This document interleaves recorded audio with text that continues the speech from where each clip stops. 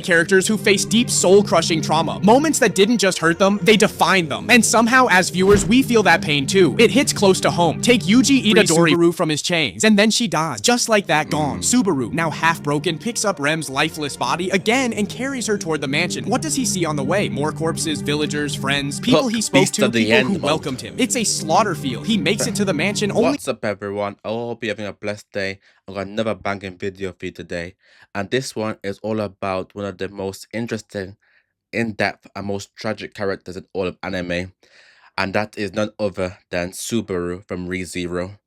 But this video is all about the most devastating portrayal of trauma. As those you know, Subaru goes over, but let's go on to see this video to see why he is the most devastating portrayal of trauma in anime.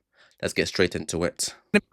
Characters who face deep soul-crushing trauma. Moments that didn't just hurt them, they defined them. And somehow, as viewers, we feel that pain too. It hits close to home. Take Yuji Itadori, for example. The Shibuya incident was pure chaos. He watched his closest allies fall one by one, helplessly witnessing Sukuna using his own body unleash destruction like a living nightmare. Then there's Tanjiro. Imagine coming home to find your entire family slaughtered in cold blood, and the only survivor, your sister, turned into a demon. That kind of trauma rewires a person's soul. Or Guts from Berserk, a man who suffered so much, the pain almost became his fuel. He didn't overcome his trauma, he adapted to it, wore it like armor because that's all he had left. Anime is filled with stories like these, characters who go through horrors that shake the audience to their core. But even among all these heavyweights of suffering, there's one character who, in my opinion, stands at the absolute peak of devastation. That character is Subaru Natsuki from ReZero. Now I know some of you are probably thinking, wait, really, an isekai protagonist? It's a fair reaction because let's be honest, most isekai anime follow the same formula. Guy gets transported to a new world, gains broken powers, builds a harem, saves the world, and vibes through it all with plot armor thicker than steel. But ReZero, nah, it flipped the script completely. Subaru isn't your average isekai hero. He doesn't get some cool sword or OP magic spell. What he does get is cursed with the ability to die over and over and over again, each time painfully, each time remembering everything. We're talking about death loops, mental breakdowns, watching friends die, watching himself die, losing people he loves over and over until that trauma builds up into something far more terrifying than any monster or villain. And through it all, Subaru doesn't get stronger by leveling up. He survives by breaking, shattering, and somehow putting himself back together again. He's not protected by plot armor, he's constantly being stripped of everything, his pride, his sanity, his will to go on. So in today's video, we're diving deep into why Subaru Natsuki has gone through what I believe to be one of the most devastating portrayals of trauma in anime history. If you're into stories that don't hold back, if you want to explore the darker, raw side of the human experience through anime, then make sure to hit that like button, subscribe, and ring that notification bell so you don't miss more videos like this. Now, let's get into it. Subaru starts off as your classic shut-in NEET, just a regular dude who stepped out of his cave to grab some instant noodles. Next thing you know, Natsuki Subaru is one of those perfect examples of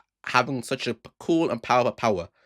But to every power, what's considered a blessing, the opposite is also relevant as a curse. In all things, there's balance, the yin and the yang. The same power, what is a good thing, can also be a negative thing. And this is one of the instances where we see a power having dire consequences despite how actually useful and cool on the surface it actually is. boom. New world, zero context. No truck hunt, no magic circle, no dramatic death scene. He just blinks and bam, he's in a fantasy setting. And like a lot of us would, he thinks, okay, I'm the protagonist now. Isekai rules, right? Time to unlock some cheat powers, maybe find a waifu or two, save the kingdom, collect XP. But nope. Fate slaps him across the face. Subaru's got nothing. Ain't no story, powers, no sword skills, no fancy title. The first thing that happens, he gets jumped by a bunch of street punks and can't even hold his own. Man gets folded like laundry. Lucky for him, he gets saved by a silver-haired half-elf named Emilio and her adorable spirit partner Puck. Now Subaru, being Subaru, immediately starts simping. And I mean hard. So to repay her kindness, he offers to help track down her stolen insignia. That leads them to this sketchy little place called the Loot House. And it's here that ReZero bears its fang. The moment they step inside, boom, they both get brutally murdered, like stabbed to death without mercy. No warning, no epic buildup, just cold, bloody reality. Know what happened. Then, Subaru wakes up. Same place he first arrived. Same apple stand. Same people. Same time. Like nothing ever happened.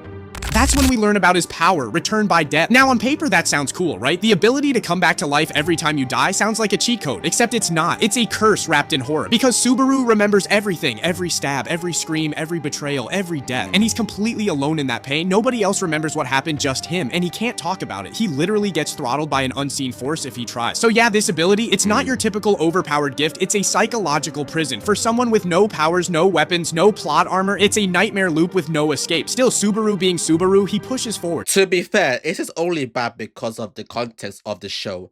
Give this power to any other protagonist and it literally makes him invincible. Because just imagine if like we had it in real life. Not like we come across death that often, but just imagine that did happen to you. That would be useful in terms of rewriting your story, because a lot of times it's only very bad because of the nature of way he dies and the context of the story. Put this power in any other protagonist as an added ability. It makes him invincible.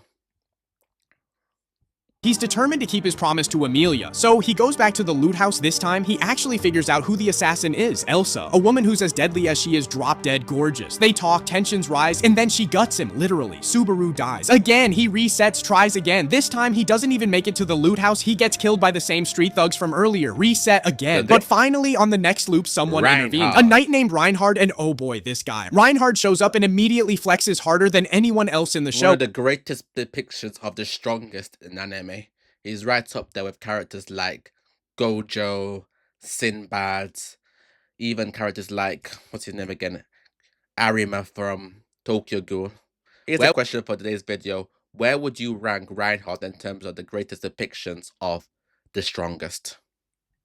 It's like if you dropped Goku into a beginner-level RPG. Dude is so OP, it's comical. Subaru watches as Reinhard casually saves the day, and you can feel the spotlight leaving him. It's like the universe said, sorry buddy, you thought you were the chosen one? Nah, that guy is. So after getting stomped on over and over again, Subaru finally gets a win, thanks to Reinhard. He steps in, absolutely no diffs Elsa, and forces her to retreat. Emilia gets her insignia back, and it looks like things are finally turning around for our boy. Emilia, grateful for Subaru's help and persistence, invites him back to her mansion, and at this point, you might be thinking, alright, Subaru's trauma arc is done. He's earned his rest, right? Yeah, we're not even close. At the mansion, Subaru meets a whole new cast of characters. Roswal, the mysterious and flamboyant owner. Beatrice, the grumpy but oddly protective librarian. And of course, Ram and Rem, the twin maids who instantly become fan favorites. Subaru, being Subaru, offers to help out around the place, basically becoming a maid himself, and for a little while things seem peaceful, cozy even. But peace never lasts in ReZero. Subaru goes to sleep and wakes up only to realize something's off. He's back at square one, returned by death. Again, no warning, no reason, no explanation, just reset. Like everything he experienced in the mansion never happened. And this time it's even worse, because now he knows someone in the mansion kills him, but he doesn't know who or why. Imagine that terror, living, eating, sleeping beside people, not knowing which one of them ends you when the sun goes down. So Subaru starts investigating, sneaking around the halls late at night, and before he can figure anything out, he gets brutally stabbed. Another reset, another terrifying death. In the next loop, Subaru tries something different. He leaves the mansion and watches it from a distance, hoping to stay safe while figuring things out. That's when the truth hits. Rem is the killer. She thinks Subaru is some kind of spy or threat, and she straight up murders him. Not quick, not clean. She tortures him. It's one of the most painful deaths Subaru's experienced so far, and he remembers every It's quite interesting to see how far Rem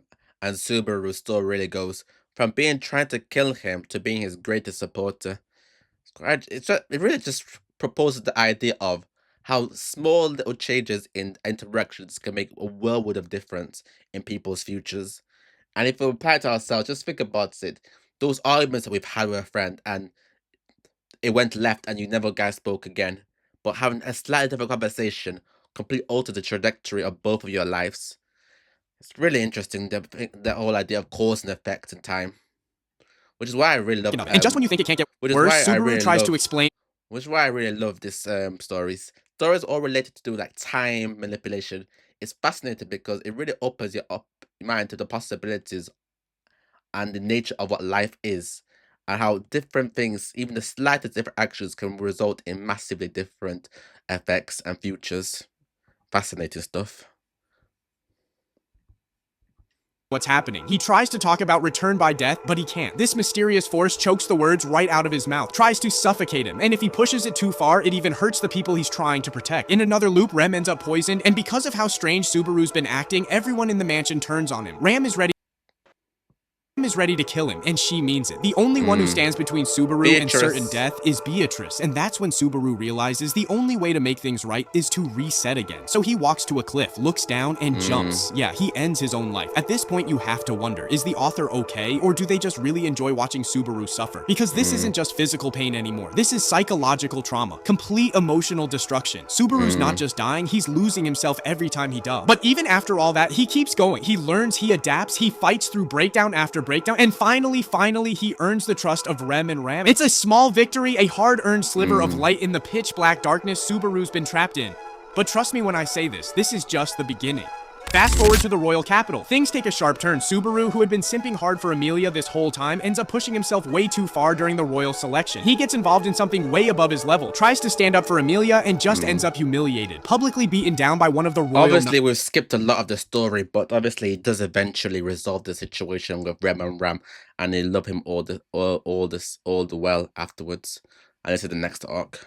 He's crushed, But if you're watching physically this and video, you've emotionally. probably already Emilia seen sees all this and ReZero. makes a heartbreaking call. She decides to cut ties with Subaru, not out of anger, but because she believes he's putting himself in danger for her sake, and it's eating her alive. She thinks he deserves better, and so they part ways. That alone would have broken most protagonists, but for Subaru, it's just the beginning of the nightmare. Rem, ever loyal, is sent to keep an eye on Subaru, See? and just when things seem like The they might same calm person down, trying to Rem kill senses him something is off. saves Something him. terrible. She rushes back to Roswell's mansion, and Subaru, now alone and shaken, decides to follow. What he finds next is not just the darkest moment in ReZero, it's one of the most disturbing, haunting, and emotionally devastating moments in all of anime. Subaru arrives at the nearby village, and it's quiet, too quiet. He walks through empty streets, silent homes, no voices, no footsteps. Then the horror begins to unfold. Room after room, bodies burnt, twisted, slashed, scorched, children. Villagers he once greeted with a smile, lifeless, blood on the wall, charred remains on the ground. And this wasn't just death, this was massacre. And in that sea of silence and horror, he finds Rem's body, lifeless, cold, just lying there. And for Subaru, that breaks something witch just inside of him. goes. This isn't a monster he can fight. This isn't something he can fix by dying and restarting. This is despair in its rawest form. But he keeps moving, desperate for answers, desperate to find someone. He drags himself to the mansion, terrified, broken, numb. And there on the cold mansion floor, Emilia's hairpin stained with blood, the only trace of her left. He moves forward into the next room and finds it covered in ice, an entire chamber frozen solid. Before he can even process what's happening, his body starts to freeze, limbs stiffen, skin cracks, bones snap, and just like that, he dies, frozen alive, alone in silence. Now pause for a second. This isn't some battlefield death. This isn't some shonen beatdown. This is psychological horror, emotional destruction, and physical death, all wrapped Very, in very one. bad. Subaru's gone through so much already, but It's so this sad. breaks the barrier of what we expect from an isekai protagonist. He's not fighting monsters anymore. He's fighting trauma, grief, hopelessness. And that's why ReZero hits so different. It's not just pain, it's human pain. And the worst part, this isn't even the lowest point yet. So Subaru dies again. Yeah, again, but this time things feel different. He wakes up and sees Rem alive, smiling. Without hesitation, he lunges toward her, embraces her tight, like he's gripping onto life itself. And honestly, I would have done the same. After everything he saw in that last loop, the corpses, the blood, the icy death, Rem's lifeless body, to see her alive again, that would feel like waking up from a nightmare, only to realize you're still inside one. Subaru is healed physically, sure, but his mind, oh, it's crumbling. This man is hanging on by threads, and it only gets worse. Subaru and Rem head back to the mansion, hoping to prevent the massacre this time around, but halfway there, ambush. They get jumped by the witches cult. These Rem, ever witches the fighter, cults are steps just up to on protect an Subaru. She takes on absolute multiple cultists, fighting like a beast. But it's chaos, and in the mess, one cultist snatches Subaru and disappears into the shadow. When Subaru opens his eyes, he's chained, and standing in front of him is Betelgeuse. Y'all, this man is nightmare fuel. He's twitchy, he's manic, he's quoting the gospel like a lunatic. Imagine waking up after being flipping kidnapped, and this freak of a guy is the one who you see. I would be... He's obsessed with Scared. love. His facial expressions straight out of a horror film. You feel the madness radiating off him, and just when you think it can't get worse, Rem finds them. She charges in to save Subaru, but Betelgeuse, wielding the unseen hands of his authority of sloth, captures her midair, and then he twists her limbs like they're made of clay. Her arms, her legs snap in every direction. Her body dangles like a broken doll, and Subaru, he's forced to watch helpless, screaming, desperate. He cries out, swearing to kill Betelgeuse, but Betelgeuse just laughs, mocking his weakness, ridiculing his rage. Before he leaves, he drops Rem like trash. But even with her body shattered, Rem, with the last flicker of life, casts a spell, just enough to free Subaru from his chains. And then she dies, just like that, gone. Subaru, now half broken, picks up Rem's lifeless body again and carries her toward the mansion. What does he see on the way? More corpses, villagers, friends, people he spoke to, people who welcomed him. It's a slaughter field. He makes it to the mansion only to find Ram also dead. And outside, standing in the snow, is Puck. But not the cute little furball we knew. This is Beast Puck, an elemental spirit who's lost control. He doesn't even look at Subaru with malice, it's just emptiness. He tells Subaru, sleep, and just like that, he decapitates him. And that, my friends, is episode 15 of ReZero. It's not just pain, it's suffocating, it's overwhelming. It's like you're being buried under a... This is all without even mentioning the white whale. emotional concrete and there's no air left to breathe. The way the episode is directed, scored, and paced, it leaves you shattered, wrecked mentally, emotionally, spiritually. This isn't just trauma, it's a dissection of the human spirit. After everything he's gone through, you'd think fate might throw Subaru a bone, right? Nah, Subaru, still mentally shattered, tries to warn the kingdom. He pleads for help to stop Betelgeuse and the witches cult, but nobody listened. The people he's trying to save brush him off like he's delusional, a joke. And it's heartbreaking because he's seen it. He knows what's coming. So he takes matters into his own hands. He grabs Rem, ride or die, MVP Rem, and together they set out with some merchants to evacuate the village and the mansion before the witches cult strikes. But guess what? Fate said you thought. Out of nowhere, the skies darken. A deafening roar echoes across the plain. And then it appears. The white whale. An enormous fog-wreathed monster, like something from humanity's deepest nightmares. Just existing in its presence makes you feel small and powerless. It attacks. Rem once again sacrifices herself to buy Subaru and Otto time to escape. And it's brutal. The kind of goodbye that never gets to be said. Subaru gets knocked out in the cave. I think we'll leave it for that for this video.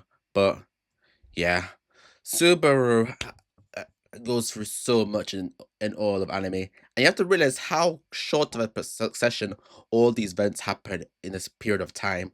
It's one thing after the other, after the other, after the other, never ever getting a chance to actually breathe, reset, reflect, understand, like really get to grasp of the situation, what's happening and happened to him. It's very, very tragic. But that is the video. If you like this video, let me know in the comments below. We'll do a part 2 and see how we really and seeing him overcome it in terms of the season 1 finale, because this is only covering season 1. If you want me to see that video, do let me know. But that has been the video for today. Like, comment, subscribe, and until next time, ciao.